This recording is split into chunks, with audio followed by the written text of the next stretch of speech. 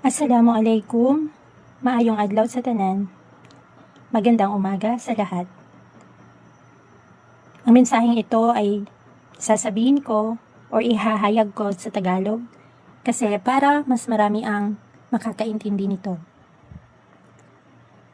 Kapag may isang batang nasa elementarya o primarya na nakagawa ng isang napakaseryosong krimen, marami ang nagtatanong, paano nagawa ito ng isang bata? Ang sagot ay kadalasang masalimuot at hindi lamang nakasalalay sa iisang dahilan. Narito ang ilan sa mga salik na karaniwang isinasaalang-alang ng mga eksperto. Una, pagkakalantad sa karahasan or exposure to violence. Maraming natututuhan ang mga bata mula sa kanilang nakikita sa paligid. Ang paulit-ulit na pagkakita ng karahasan sa tahanan, komunidad, internet, laro, pelikula o social media ay maaaring magdulot ng pagtingin na normal o katanggap-tanggap ang marahas na pag-uugali. Pangalawa, hirap sa pagkontrol ng emotion. O sa English ay difficulty managing emotions. Ang mga bata ay patuloy pang natututong kontrolin ang kanilang damdamin, magpakita ng empatya at gumawa ng tamang desisyon.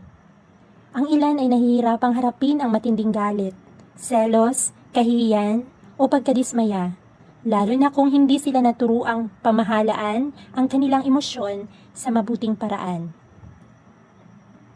Pangatlo ay ang suliranin sa pamilya at lipunan or family and social problems.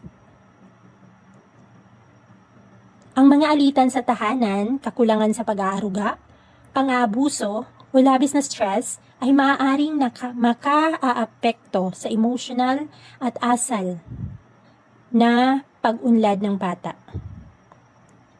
Pang-apat, pambubuli at pagtataboy ng kapwa or bullying and social rejection. May mga batang nakararanas ng pambubuli, panlalait o hindi pagtanggap ng kanilang mga kapwa. Bagamat karamihan sa mga batang nabubuli ay hindi nagiging marahas, ang matinding sakit sa damdamin na hindi nabibigyan ng tamang tulong ay maaaring magdulot ng seryosong suliranin sa pag-uugali. Ikalima, mga suliranin sa kalusugang pangkaisipan o pag-unlad, or mental health or developmental concerns.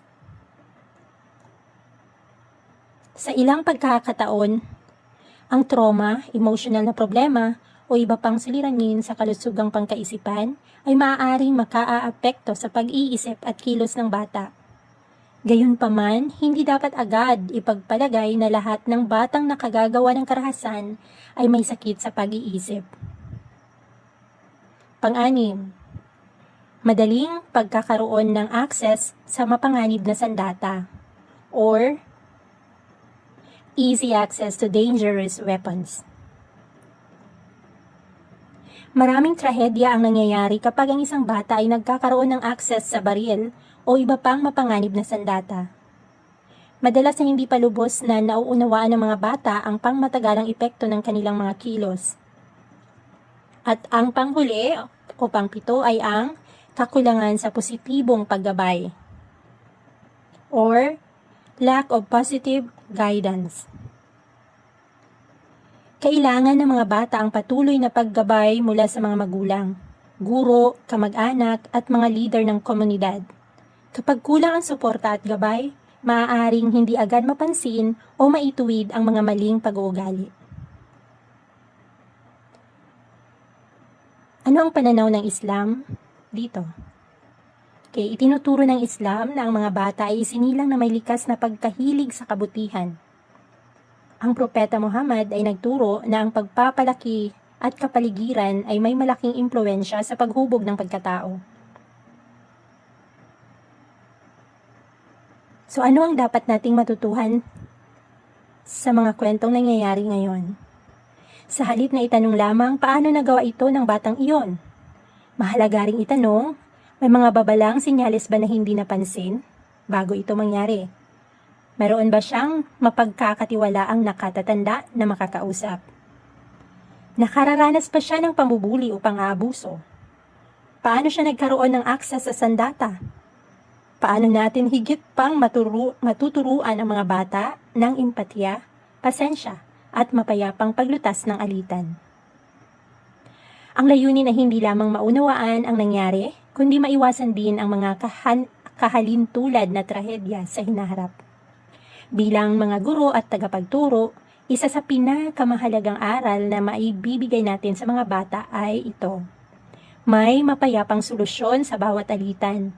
May tamang paraan upang harapin ang bawat damdamin at ang bawat buhay ng tao ay mahalaga at sagrado. Naway pangalagaan ni Allah Subhanahu wa Ta'ala ang ating mga anak, gabayan ang ating mga pamilya, at gawing ligtas, mapayapa, at puno ng awa ang ating mga paaralan. Amin.